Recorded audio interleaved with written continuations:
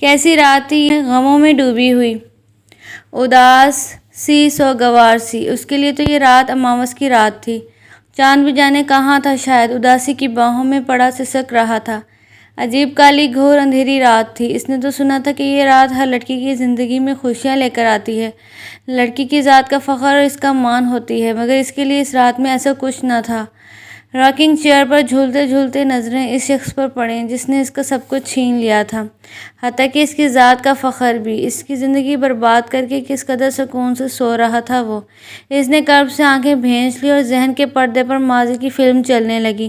شوکت جاہ کے 3 بیٹے تھے، عقیل جاہ، شکیل جاہ اور عدیل جاہ۔ عقیل جاہ کے بھی 3 بیٹے تھے، عمر، علی اور عمیر۔ شکیل جاہ کے 4 بیٹے تھے، زبیر، خرم، شرجیل، نبیل۔ عدیل جاہ کی صرف ایک بیٹی تھی، عامرہ۔ چونکہ گھر میں وہ اکیلی لڑکی تھی، اس لیے گھر بھر کی لاڈلی تھی، ہر کسی کی آنکھ کا تارا تھی، سوائے شرجیل اور نبیل کے۔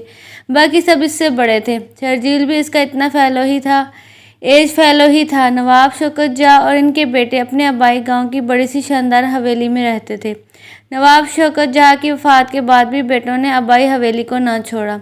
عمر، علی اور زبیر شادی شدہ تھے اور بزنس کرتے تھے۔ عمیر، خرم، شرجیل اور نبیل پڑھتے تھے۔ خرم اور شرجیل کراچی میں ہوتے تھے، جبکہ عمیر اور نبیل اسلام آباد میں پڑھتے تھے۔ عامرہ نے حویلی کی روایت کے برعکس گاؤں کے ایک قریبی اسکول سے میٹرک پاس کیا۔ اس نے میٹرک پاس کرتے ہی یہ ضد کی کہ وہ لاہور کے کسی کالج میں داخلہ لے گی۔ چونکہ گھر بھر کی لاڈلی تھی، اس لیے کوئی اس کی بات ٹال نہ سکا۔ اس کی تو خواہش تھی کہ ہاسٹل میں رہے گی اور ہاسٹل لائف کو انجوائے کرے گی، مگر عقیل جاہ نے صاف انکار کر دیا۔ ان کا موقف تھا کہ وہ اپنی نوجوان لڑکی کو یوں ہاسٹلوں میں نہیں رہنے دیں گے۔ لاہور میں شوکت جاہ کی خالہ زاد بہن کی بیٹی کا گھر تھا، وہ عامرہ کے رشتے کی پھپھو لگتی تھی، سو ان کے گھر عامرہ کے قیام کا انتظام کیا گیا۔ عمیر اور عامرہ میں شروع سے ہی کافی انسیت اور دوستی تھی۔ جب وہ لاہور جا رہی تھی تو عمیر بڑا اداس نظر آ رہا تھا۔ تمہارے بغیر تو میں اداس ہو جاؤں گا، تو تم کون سا یہاں رہتے ہو، تم تو اسلام آباد میں ہوتے ہو، لیکن جب میں گھر آیا کروں گا تو تم تو یہاں نہیں ہوگی۔ بے حد دل گرفتہ تھا، تو میں بھی آ جایا کروں گی، دیکھو ہمیں وہاں جا کر بھول نہ جانا، عمیر نے کہا۔ عمیر BSc کر رہا تھا اور پھر وہ لاہور آ گئی۔ میمونہ پھپھو کے شوہر کا انتقال ہو چکا تھا، ان کے صرف 2 بچے تھے۔ سب سے بڑا داش آفریدی، اس سے صرف ایک چھوٹی عظمیٰ کی شادی ہو چکی تھی اور وہ ملتان میں رہتی تھی، پر داش تھا تو عظمیٰ سے بڑا، مگر ابھی شادی نہیں ہوئی تھی۔ بڑی گریسفل اور ڈیسنٹ پرسنالٹی تھی اس کی، ہر وقت یا تو بزنس میں مگن رہتا یا اپنے کمرے میں الگ تھلگ رہتا تھا۔ اس روز وہ لان میں بیٹھی تھی کہ سامنے دیوار پر 2 نیلے طوطے دکھائی دیے۔ وہ انہیں دیکھتے دیکھتے کہیں دور نکل گئی۔ عامرہ، پتہ ہے مجھے یہ نیلا آسمان بہت پسند ہے، پتہ ہے مجھے نیلے طوطے۔ عمیر چونکہ نیلے رنگ کا دیوانہ تھا، اس لیے وہ اسے نیلا طوطا کہا کرتی تھی۔ مجھے تو ہر چیز نیلی بے حد پسند ہے، جیسے نیلا پانی، نیلے پھول اور تمہاری نیلی جھیل سی آنکھیں۔ وہ کچھ شوق ہو گیا۔ اور تمہارا یہ نیلا پین، عامرہ نے ایک پین فضا میں لہرایا۔ ارے یہ تمہارے پاس کیسے آیا؟ میں کئی روز سے اسے تلاش کر رہا تھا، میں نے تمہارے کمرے سے اٹھایا تھا۔ ویسے یار پکی چور ہو تم۔ وہ مسکرایا۔ کیا کہا؟ میں چور ہوں اور تم کیا ہو؟ وہ لڑاکا عورتوں کی طرح ہاتھ کمر پر رکھے اس کے مقابل آ کھڑی ہوئی۔ چورنی کے گھر والا، شرارت سے اس کی پونی کھینچی اور اگلے ہی لمحے وہ وہاں سے بھاگ گیا تھا۔ عامرہ کے لبوں پر گہری مسکراہٹ تھی۔ ارے عامرہ بیٹا، کس بات پر ہنس رہی ہو، ہمیں بھی تو بتاؤ۔ میمونہ پھپھو نے آ کر اس کی سوچوں کو منتشر کر دیا۔ وہ کچھ نہیں پھپھو، بس ایسے ہی۔ وہ ٹال گئی۔ اسی لمحے گاڑی پورچ میں آ کر رکی۔ پھپھو کھل اٹھیں۔ عظمیٰ باجی اپنے بچوں اور میاں کے ساتھ آئی تھیں، ان کا دیور خضر بھی ساتھ ہی تھا۔ آنٹی یہ کون ہے؟ پر شوق نگاہیں عامرہ پر ٹکاتے ہوئے پوچھا۔ عامرہ کو اس کی نگاہیں عجیب سی محسوس ہوئی، چبھتی ہوئی، بدن کی آر پر ہونے والی نگاہیں۔ بھتیجی ہے میری، رشتے کے بھائی کی بیٹی، اور لاہور پڑھنے آئی ہے۔ اوہ آئی سی۔ وہ مزید تو کچھ نہیں بولا، مگر اس کی نظریں بہت کچھ کہہ رہی تھیں۔ عامرہ نے وہاں سے ہٹ جانا مناسب سمجھا۔ باجی آپ کا نام بہت مشکل ہے، 7 سالہ اسد نے کہا تو وہ مسکرا دی۔ اچھا تو آپ ایسا کریں، میرا نام ہی نہ لیا کریں۔ نہیں، میرا دل چاہتا ہے آپ کو نام سے پکارنے کو، اسد کی بجائے خضر نے جواب دیا۔ اچھا تو ایسا کرو، مجھے باجی کہہ لیا کرو، اسد تم سے کہہ رہی ہیں۔ خضر نے کہا۔ جی میں آپ کی بھی باجی ہوں۔ لا حول ولا قوت، مجھ سے 3 سے 4 سال تو چھوٹی ہوں گی آپ۔ आमरा ने बहस ज़रूरी नहीं समझी और बच्चों को लेकर उठ खड़ी हुई। खिज़र अजीब दिल फेंक किस्म का लड़का था। अच्छा खासा डिसेंट नज़र आता था, मगर इसकी आंखें बहुत मक्कार लगती थीं। इस रोज़ भी वो किचन में खड़ी थी जब खिज़र ने पीछे से आकर इसकी आंखों पर हाथ रख दिया। कौन? मैं हूँ, अंदाज़े शौक़ी से भरपूर था। कौन? खिज़र भाई। आमरा ने पहचान कर एक झटके से उसके हाथ हटाए। ये क्या बदतमीज़ी है? इसका अंदाज़ खिज़र के लिए मुतवक्का नहीं था। इसमें इतना गज़बनाक होने की क्या बात है? खिज़र भाई, मैं आपकी कोई गर्लफ्रेंड नहीं हूँ और प्लीज़ आइंदा मुझसे ऐसे बेहुदा मजाक करने की ज़रूरत नहीं है। वो वहाँ से चली गई जबकि खिज़र सर झटक कर रह गया। उज़्मा बाजी 10 दिन रहने के बाद वापस चली गई। जितने दिन वो रही खिज़र ने आमरा को तंग करके रख दिया था। इसने नोट किया था कि पर्दाश को भी खिज़र कुछ ज़्यादा पसंद न था। आप हमें याद करेंगी? जाते समय खिज़र ने इससे पूछा। जी नहीं, अव्वल तो ऐसा मुमकिन ही नहीं। अगर आप याद आ भी गए तो मैं आयतुल कुर्सी पढ़ लूँगी। आमरा के इस जवाब पर करीब ही खड़े पर्दाश के लबों पर हंसी आ गई। धीमी सी मुस्कुराहट बिखर गई। उज़्मा के जाने के बाद चंद दिनों बाद ही पप्पो की तबीयत बहुत ज़्यादा बिगड़ गई। इन्हें हॉस्पिटल शिफ्ट करना पड़ा था। वो चूँकि वहाँ रहती थी, इसलिए सारे घर की जिम्मेदारी इनके कंधों पर आ पड़ी थी। पर्दाश से वैसे भी इसकी इतनी बेतकल्लुफ़ी नहीं थी। पर्दाश सारा दिन ऑफिस में और फिर हॉस्पिटल में रहता। सिर्फ रात को सोने के लिए घर आता तो आमरा रात के वक्त पप्पो के पास हॉस्पिटल में होती। पप्पो के लिए परहेज़ी खाना भी वो खुद तैयार करती थी। पर्दाश भाई, खाना लाऊं आपके लिए? वो अभी अभी ऑफिस से लौटा था, शायद बहुत थक गया था। पर्दाश ने एक नज़र इसकी तरफ देखा। वो शायद अभी नहा कर निकली थी। हल्के गुलाबी रंग के लॉन के सूट में वो भी खिला हुआ गुलाब का फूल लग रही थी।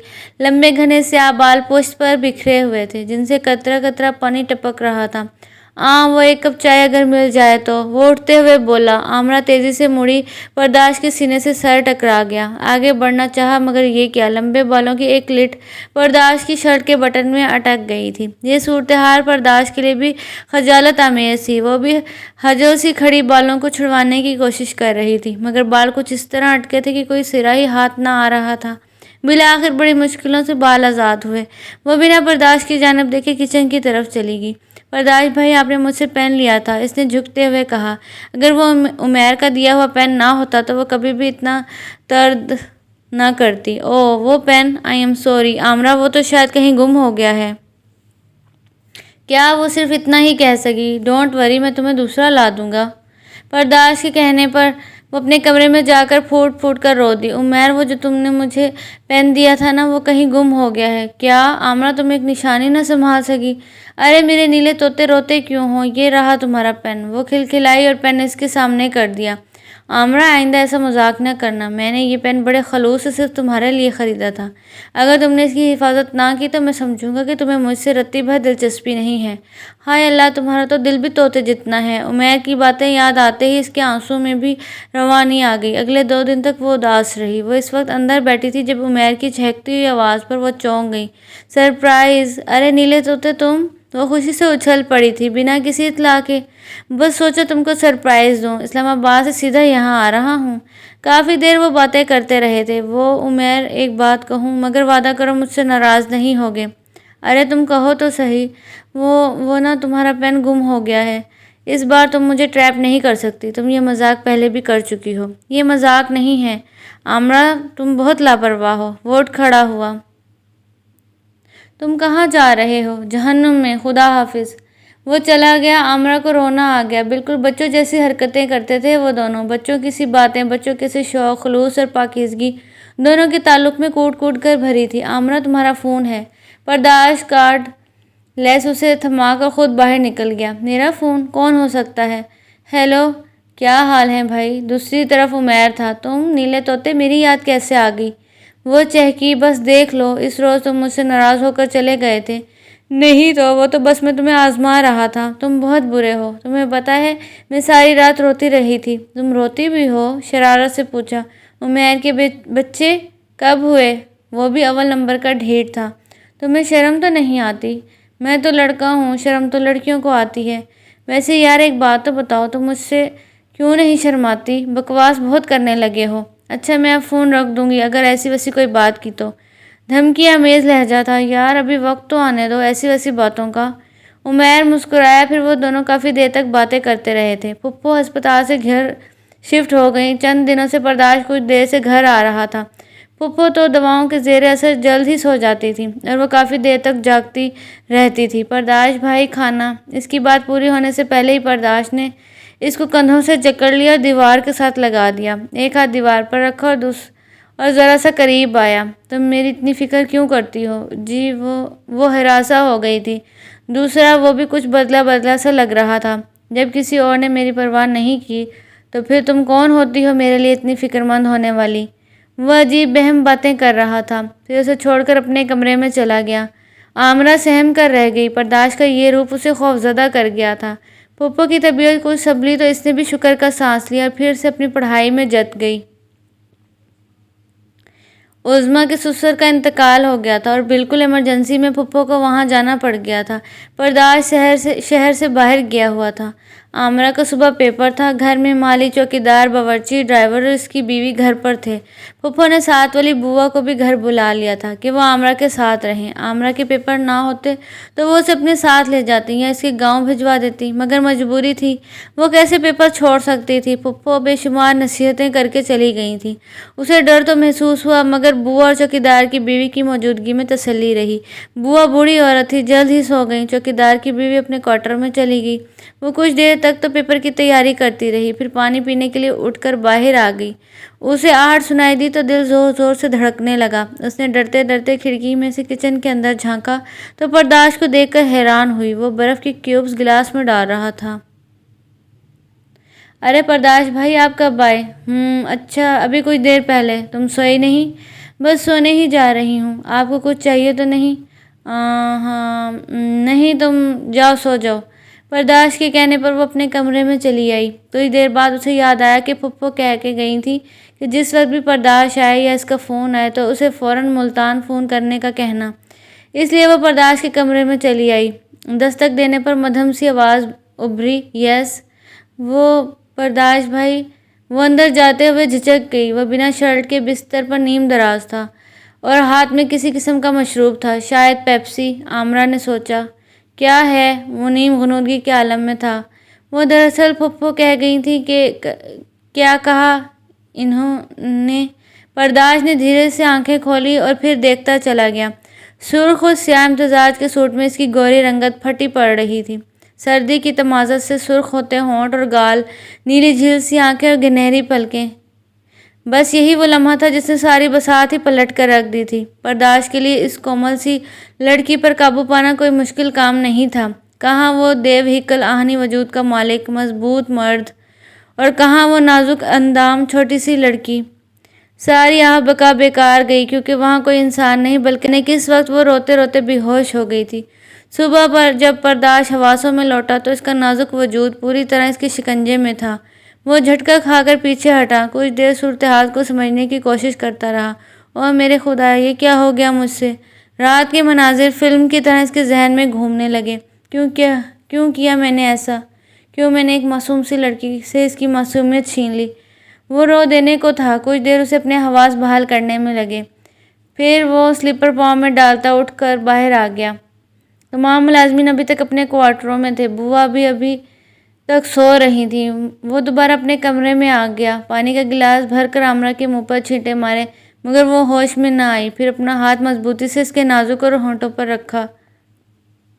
کچھ ہی دیر بعد وہ ہوش میں آ گئی اور پھٹی پھٹی آنکھوں سے کبھی اسے اور کبھی چھت کو گھورنے لگی۔ وہ نظریں چرا گیا۔ آمرہ، آر یو آل رائٹ؟ جانے کس دل سے وہ یہ پوچھ رہا تھا، حالانکہ پتہ تھا کہ وہ درست حالت میں نہیں تھی۔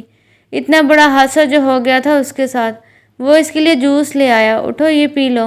پرداش نے اس کو اٹھایا۔ آمرہ نے تڑپ کر اس کی طرف دیکھا۔ ایک ایک بات یاد آنے لگی۔ اپنے عظیم نقصان کا احساس ہوتے ہی اس کی آنکھوں میں خون اتر آیا۔ بول، کیا بگاڑا تھا میں نے تیرا؟ کیوں کیا تو نے یہ ظلم میرے ساتھ؟ درندے، ظالم، دور ہو جاؤ میری نظروں سے۔ نفرت ہے مجھے تجھ سے۔ وہ اس کا گریبان پکڑ کر چلا دی، تماچوں سے اس کا چہرہ سرخ کر دیا۔ پرداش خاموش کھڑا رہا۔ بالآخر وہ خود ہی تھک کر کسی ٹوٹی شاخ کی طرح بستر پر ڈھہ گئی۔ آمرہ، دیکھو، اپنے آپ کو سنبھالو، اس طرح تو تماشا بن جائے گا۔ اپنے آپ کو نارمل کرنے کی کوشش کرو، وہ سمجھا رہا تھا۔ آمرہ اس پر ایک درزیدہ نظر ڈال کر باہر نکل گئی۔ سارا دن اپنے کمرے میں گزار دیا۔ پرداش صبح سے ہی آفس کے لیے نکل گیا۔ وہ سارا وقت اپنے کمرے میں روتی رہی تھی۔ ایسی زندگی سے موت ہی بہتر ہے، ہاں مجھے مر جانا چاہیے۔ وہ یہی سوچ کر دیوانوں کی طرح دوڑتے ہوئے اوپر چھت پر چلی گئی۔ ارادہ تھا کہ چھلانگ لگا کر ابھی آگے بڑھنے ہی لگی تھی جب کسی نے اس کا بازو تھام لیا تھا۔ عامرہ نے مڑ کر دیکھا تو پرداش کو موجود پایا۔ پرداش اتفاقاً اسی وقت گھر آیا تھا اور اسے یوں دیوانہ وار چھت کی طرف جاتا دیکھ کر فوراً اس کے پیچھے آیا تھا۔ چھوڑ دو مجھے، مر جانے دو مجھے، وہ اپنا آپ چھڑوانے کے لیے مچل رہی تھی۔ عامرہ پاگل مت بنو، ہوش میں آؤ۔ پرداش نے اسے جھنجھوڑا مگر جب وہ کسی طرح قابو میں نہ آئی تو ایک زوردار تھپڑ دے مارا۔ وہ ایک دم سناٹے میں آ گئی اور پھر وہیں بیٹھ کر رونے لگی۔ پرداش نے بڑی پریشانی سے اپنے بالوں میں ہاتھ پھیرا۔ سنو عامرہ، جو ہوا اسے خواب سمجھ کر بھول جاؤ، اپنی زبان پر قفل لگا لو، اگر کسی کو بتاؤ گی تو نقصان اٹھاؤ گی۔ وہ اسے سمجھانے لگا، ابھی کچھ اور نقصان ہونا باقی ہے۔ روتے روتے سر اٹھایا وہ نظریں چرا گیا۔ مجھے اپنے گھر جانا ہے۔ ٹھیک ہے، میں نہیں، آپ کے ساتھ نہیں جاؤں گی میں۔ آپ میرے گھر فون کر دیجیے اور میرے گھر والوں سے کہیے کہ آ کر اس زندہ لاش کو لے جائیں۔ روتے روتے اس کی آواز پھٹنے لگی تھی۔ پرداش کا دل کٹنے لگا۔ وہ اسے لے کر نیچے آ گیا اور اگلے ہی لمحے وہ حویلی کے لیے نمبر ڈائل کر رہا تھا۔ اف، کیسی قیامت تھی کہ وہ آئینے سے بھی نظریں چرانے لگا تھا۔ عامرہ کا حسن ہی ایسا توبہ شکن تھا کہ کسی بھی عابد زاہد کا ایمان خراب کر سکتا تھا۔ جب رات کی تنہائی ہو اور مرد اور عورت کے درمیان کوئی پاکیزہ رشتہ بھی حائل نہ ہو تو دیر نہیں لگتی۔ وہ اپنے آپ کو اس قسم کے بہلاوے دے رہا تھا مگر دل کو قرار نہیں تھا۔ جب سے عامرہ گئی تھی وہ مسلسل انگاروں پر لوٹ رہا تھا، احساس گناہ خون بن کر رگوں میں دوڑ رہا تھا۔ بالآخر اس نے ایک ہی فیصلہ کر ہی لیا۔ میمونہ کے آتے ہی ان سے بات کر لی۔ وہ امی، میں عامرہ سے شادی کرنا چاہتا ہوں۔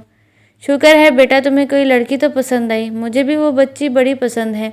میمونہ کھل اٹھی تھی۔ کچھ ہی دنوں بعد پرپوزل لے کر حویلی جا پہنچی۔ ادھر عامرہ کا یہ حال تھا کہ جب سے آئی تھی ایک چپ سی لگ گئی تھی۔ وہ کسی کو بھی اپنے اوپر ہونے والے ظلم کا نہ بتا سکی۔ پرداش کا پرپوزل آیا تو گھر والوں نے کچھ پس و پیش کے بعد ہاں کر دی۔ گھر کے لڑکوں میں ابھی کوئی بھی شادی کرنے کی پوزیشن میں نہ تھا کیونکہ سب پڑھ رہے تھے، جبکہ مہرین جاں عامرہ کی والدہ بس ضد تھی کہ ان کی زندگی میں ہی بیٹی کی شادی کر دی جائے۔ وہ کینسر کے مرض میں مبتلا تھی۔ ایک ماہ کے اندر اندر سب کام ہو گئے۔ عمیر کو جب سے عامرہ کی شادی کا علم ہوا تھا اس نے اسلام آباد سے گھر آنا کم کر دیا تھا۔ عامرہ کا تو گویا ایک خاموش بت کا سا حال تھا۔ جس وقت بارات کے آنے کا شور اٹھا تو تمام لڑکیاں باہر چلی گئیں اور وہ کمرے میں اکیلی رہ گئی۔ خوش ہو؟ عمیر نے پوچھا۔ اس نے بدوقت تمام گردن اثبات میں ہلا دی۔ عمیر کے دل میں ایک ٹھیس سی ابھری۔ یہ میں نے کسی اور موقع کے لیے رکھا تھا مگر شاید وہ موقع میری قسمت میں ہی نہیں تھا۔ عمیر نے ایک مخملی ڈبہ اس کی طرف بڑھایا اور خود اٹھ کر باہر چلا گیا۔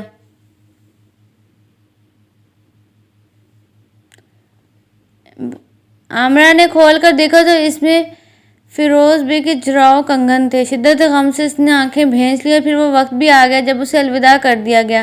لاہور سے ان کے گاؤں کا 3 گھنٹے کا فاصلہ تھا۔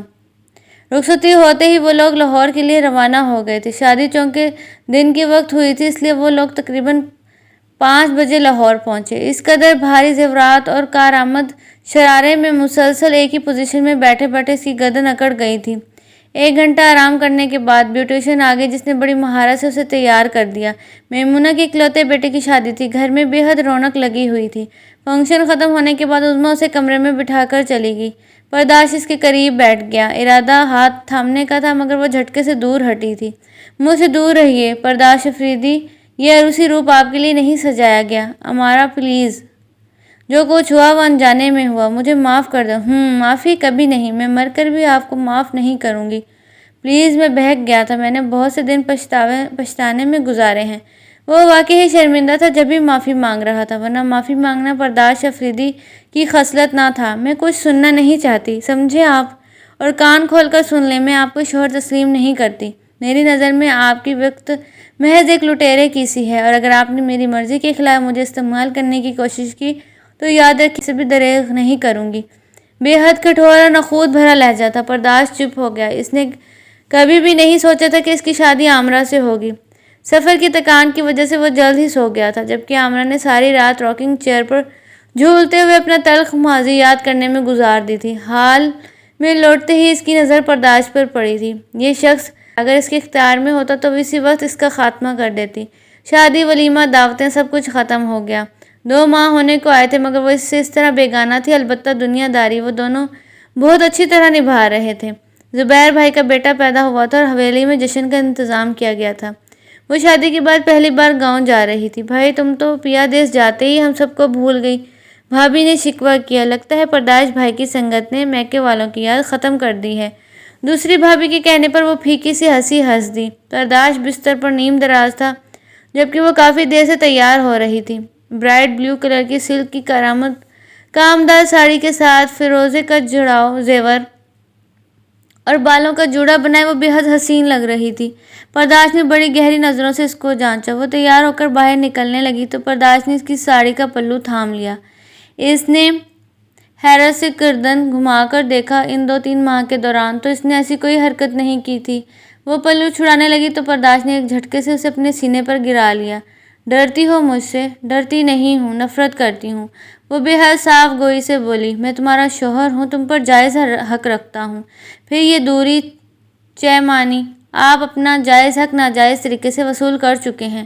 وہ اٹھ کھڑی ہوئی۔ کس زمانے کی بات کرتے ہو؟ دل جلانے کی بات کرتے ہو؟ جانے آج وہ کس موڈ میں تھا۔ وہ کھڑا ہو گیا اور اسے شانوں سے تھام کر اپنے مقابل کرتے ہوئے شعر پڑھا۔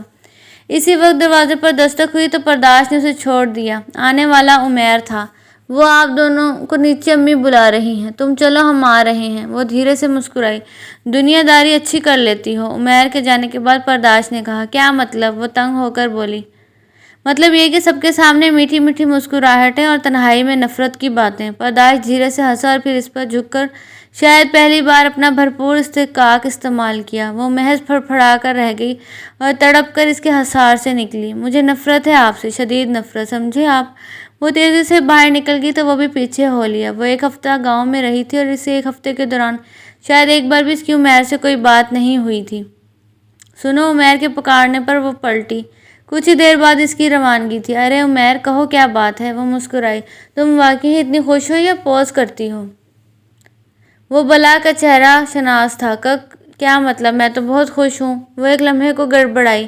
آمرا، تم بے وفا تو نہ تھی؟ پھر یہ سب کیوں؟ دل کا درد لہجے میں سما گیا۔ میں نے تو کبھی تم سے ایسی کوئی بات نہیں کی تھی۔ بولو، کیا میں نے کبھی تم سے کوئی وعدہ کیا، کوئی قسمیں کھائیں؟ آمرا، تم تو… عمیر پلیز، میں اب کوئی بچی نہیں ہوں، شادی شدہ ہوں، کسی کی بیوی ہوں۔ آئندہ مجھ سے اس بارے میں کوئی بات نہ کرنا۔ وہ چلی گئی اور عمیر وہیں کھڑے کا کھڑا رہ گیا۔ وہ واپس لاہور آ گئے تھے۔ زندگی اس ڈگر پر چل رہی تھی۔ آمرا، اگر تم چاہو تو کالج دوبارہ سے جوائن کر سکتی ہو۔ پرداش نے ایک بار پھر اسے آفر دی تو وہ نخوت سے سر جھٹک کر رہ گئی۔ بہت شکریہ آپ کا۔ آمرا، تم کب تک مجھ سے یوں دور رہو گی؟ جب تک میرے جسم میں ایک رمق جان بھی باقی ہوگی، وہ چیخ کر بولی۔ وہ چٹخ کر بولی۔ تم کیا سمجھتی ہو کہ میں تم پر اپنا حق زبردستی نہیں جتا سکتا؟ زبردستی تو آپ کر چکے، مزید کچھ باقی بچا ہے۔ لیکن آمرا، مجھے کچھ نہیں سننا، آپ برائے مہربانی یہاں سے تشریف لے جا سکتے ہیں۔ وہ کمبل تان کر لیٹ گئی اور پرداش تعصب سے اسے دیکھ کر رہ گیا۔ ایسے کس طرح گزرے گی زندگی؟ آخر کس طرح میں اس نادان لڑکی کے دل سے میل صاف کر پاؤں گا؟ او میرے خدا! وہ سر تھام کر بیٹھ گیا تھا۔ آمرا، تم نے امی کو کیا بتایا ہے؟ وہ ابھی نہا کر نکلی تھی کہ پرداش اس کے سر پر آ کھڑا ہوا۔ کیا بتایا ہے؟ یہی تو میں پوچھ رہا ہوں تم سے۔ آخر کیا ضرورت تھی گزری باتوں کا ذکر کرنے کی؟ آپ کیا کہہ رہے ہیں؟ میری کچھ سمجھ میں نہیں آ رہا۔ جھوٹ مت بولو۔ اگر تم نے نہیں بتایا تو پھر امی کو کیسے پتہ چل گیا کہ ہمارا یہ بندھن زبردستی کا بندھن ہے؟ میں نے کچھ نہیں بتایا کسی کو۔ وہ رخ موڑ گئی۔ پھر امی کیوں کہہ رہی ہیں مجھے کہ میں گناہ گار ہوں؟ پرداش نے اس کو شانوں سے جکڑ کر اس کا رخ اپنی طرف کیا۔ وٹ آپ کا مطلب ہے؟ ہاں، امی کو سب معلوم ہو گیا ہے۔ نہیں، آپ جھوٹ بول رہے ہیں۔ اگر یہ سچ ہے تو خدا کے لیے پرداش میرا گلا گھونٹ دیجیے، میں امی کا سامنا نہیں کر سکتی۔ وہ رونے لگی تھی۔ امی کو پوری بات کا تو علم نہیں ہے مگر تھوڑا تھوڑا شک ضرور ہو گیا ہے۔ شاید چوکیدار کی بیوی یا اس بوا نے کچھ بھانپ لیا تھا۔ ان دنوں تم حرکتیں بھی تو بہت عجیب کر رہی تھی۔ آپ امی کو کسی بھی طرح اس بات کا علم نہ ہونے دیں ورنہ میں مر جاؤں گی۔ وہ اس کے شانے پر سر رکھ کر رو دی۔ یہ لڑکیاں بھی صدا کی بیوقوف ہوتی ہیں۔ جو دکھ دیتا ہے اسی کے وجود میں مداوا تلاش کرتی ہیں۔ ایزی میری جان، اگر انہیں اس بات کا علم ہو بھی گیا ہے تو اب تم میری بیوی ہو، میری عزت ہو، اوکے؟ برداشت نے تسلی دی تو وہ جھجک کر پیچھے ہٹ گئی۔ اس روز کمرے کی ڈسٹنگ کرتے ہوئے اس کے ہاتھ برداشت کی پرانی ڈائری لگی تھی۔ آمرہ نے کھول کر دیکھا تو بس دیکھتی ہی چلی گئی۔ اب پتہ چلا کہ وہ اس قدر آزردہ کیوں رہتا ہے۔ کسی سائرہ نامی لڑکی سے محبت میں دھوکہ کھایا تھا۔ دوسرے، اس نے اپنی ڈائری میں اپنے والد کا ذکر یہاں بھی کیا تھا، بڑی حقارت سے کیا تھا۔ وجہ یہ تھی کہ اس کا باپ ایک عیاش فطرت کا شخص تھا۔ میمونہ کو کبھی بھی اپنے شوہر سے کوئی خوشی نہ ملی تھی۔ برداشت ہمیشہ باپ کی شفقت سے محروم ہی رہا تھا۔ آمرہ نے ڈائری بند کر دی۔ ایسے ہی اس نے بیڈ روم فریج کھول کر دیکھا جسے اس نے ہمیشہ لاکڈ پایا تھا، آج جانے کیسے کھلی رہ گئی تھی۔ فریج کھولتے ہی اس کا منہ کھلا کا کھلا رہ گیا۔ وہ یہ سب بھی استعمال کرتا ہے۔ اس نے فریج بند کر دیا۔ اسے اب معلوم ہوا تھا برداشت جو مشروب اکثر و بیشتر استعمال کرتا تھا، وہ جسے پیپسی سمجھتی تھی، وہ کچھ اور تھا۔ اسے اب کائی آنے لگی تھی۔ رات کو برداشت آیا تو آمرہ نے بڑی عجیب سی نظروں سے اسے دیکھا۔ کیا بات ہے، ایسے کیوں دیکھ رہی ہو؟ کیا پہلی بار دیکھا ہے؟ وہ مسکرایا۔ ٹائی کی نوٹ ڈھیلی کرتے ہوئے بیڈ پر بیٹھ چکا تھا۔ آمرہ گڑبڑا کر نظروں کا زاویہ تبدیل کر گئی اور کروٹ بدل کر لیٹ گئی۔ برداشت کافی دیر ٹی وی دیکھتا رہا۔ آمرہ کی طرف دیکھا تو وہ بے خبر سو رہی تھی۔ اس نے بیڈ روم فریج کھول کر 2 پیپسی کی بوتل نکالی۔ ابھی گلاس بھرا ہی تھا کہ آمرہ اٹھ گئی اور لپک کر اس سے گلاس چھین لیا۔ تم جاگ رہی ہو؟ ہاں، صرف یہی نظارہ دیکھنے کے لیے۔ اب دیکھ لیا نا، لاؤ یہ مجھے دو۔ برداشت نے اس کے ہاتھ سے گلاس لینا چاہا۔ نہیں، میں یہ زہر آپ کو نہیں پینے دوں گی۔ آمرہ نے گلاس فرش پر انڈیل دیا۔ پورے کمرے میں عجیب سی بو پھیل گئی۔ کیوں نہیں پینے دو گی؟ تمہارا مجھ سے تعلق ہی کیا ہے؟ وہ لاجواب ہو گئی تھی۔ ہاں، وہ استثنائی انداز میں ہنسا۔ جس رشتے کو تم نے دل سے قبول ہی نہیں کیا، پھر اس کے تحت اتنا حق کیوں جتا رہی ہو؟ تمہیں کیا میں یہ زہر پیوں یا نہیں؟ وہ تلخ ہو گیا۔ آمرہ کیا کہتی چپ رہی۔ یہ وہ چیز ہے جس کو پی کر میں چند لمحوں کے لیے ماضی کی تلخیوں کو بھلا دیتا ہوں۔ مجھے معلوم ہے کہ وہ الخبائث ہے جس کو پی کر انسان بہک جاتا ہے، اچھے برے کی پہچان کھو دیتا ہے، اور میں تو بہت بہکا ہوا اور بھٹکا ہوا انسان ہوں۔ وہ خود کلامی سے انداز میں بولا۔ اس لیے تو اسلام نے ہر قسم کے نشے سے دور رہنے کا حکم دیا ہے، کیونکہ نشے کر کے انسان اچھے برے کی پہچان نہیں کر سکتا۔ نشے میں وہ عورت کی عزت کرنا نہیں جانتا۔ آمرہ یاد آ گئی تھی جس نے اس سے اس کا سب کچھ چھین لیا تھا۔ آپ یہ عادت چھوڑ کیوں نہیں دیتے؟ جانے کس جذبے کے تحت وہ کہہ گئی۔ کس کے لیے چھوڑوں؟ ہاں بولو، کون ہے میرا اپنا؟ سبھی تو بیگانے ہیں۔ سب نے مجھے دھوکہ دیا، کیا کروں میں؟ مجھے نفرت ہے اپنی زندگی سے۔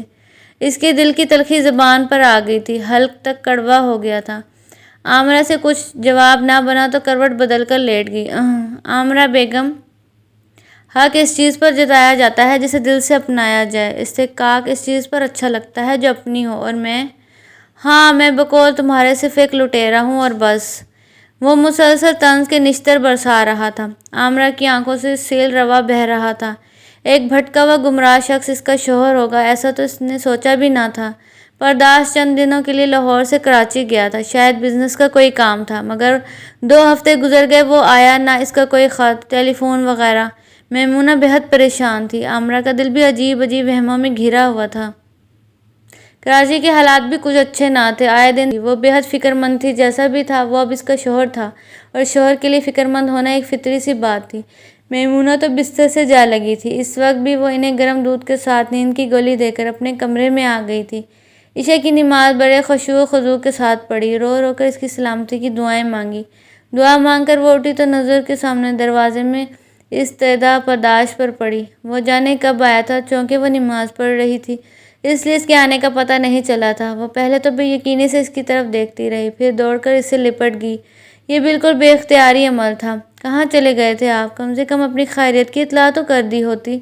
وہ رونے لگی تھی۔ برداشت کو اس کی ذہنی حالت پر شبہ ہونے لگا۔ تو کیا میرا انتظار ختم ہو گیا؟ برداشت کا لہجہ بے یقینی سے پر تھا۔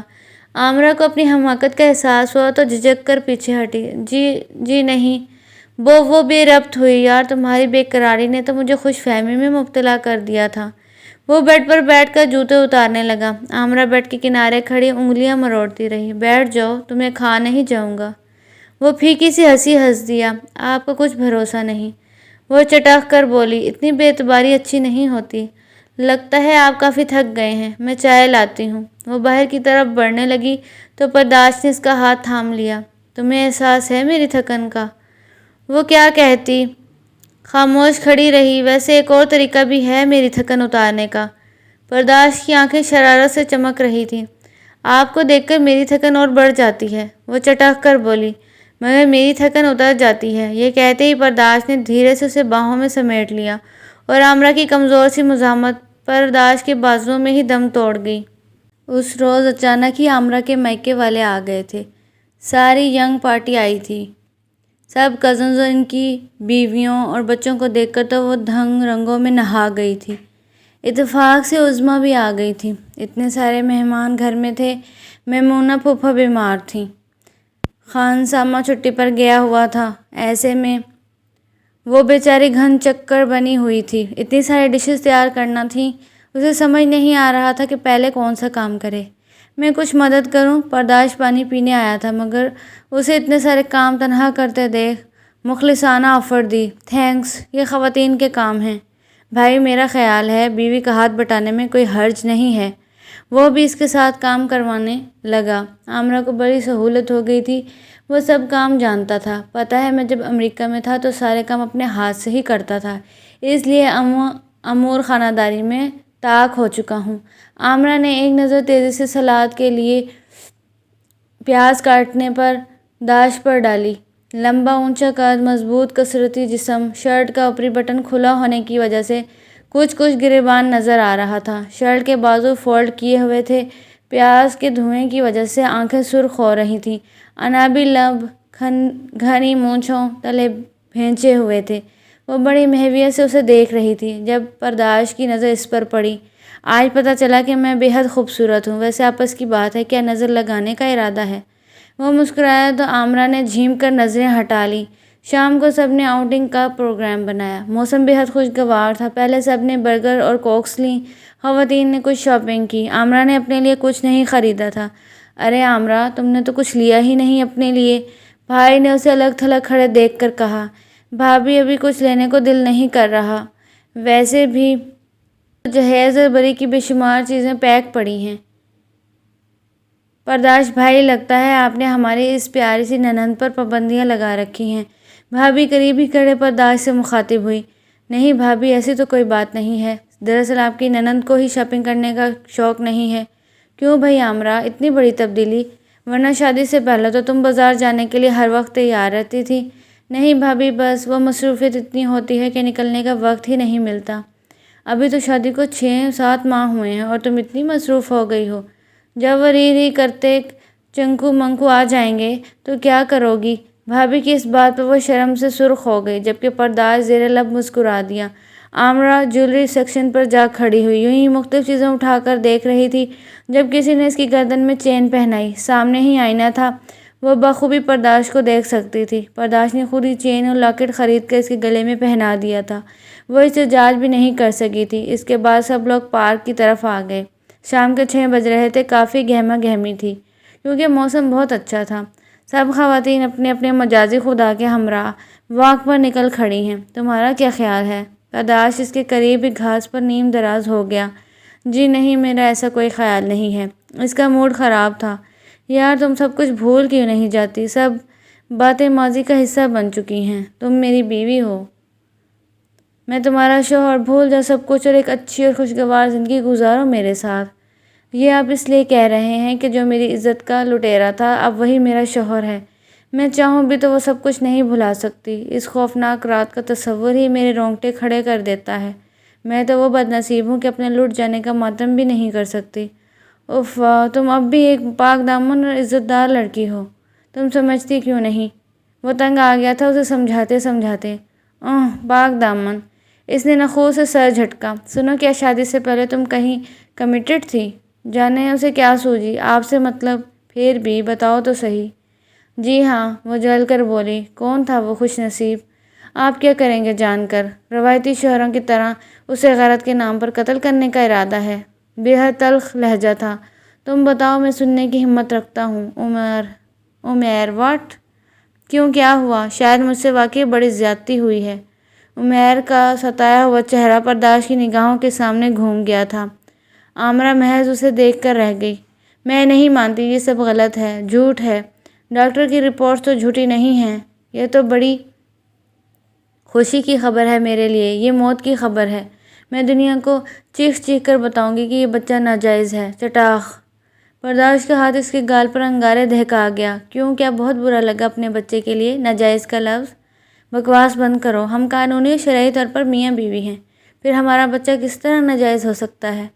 اس وقت قانون اور شریعت کہاں تھے جب آپ کے اندر شیطان سما گیا تھا؟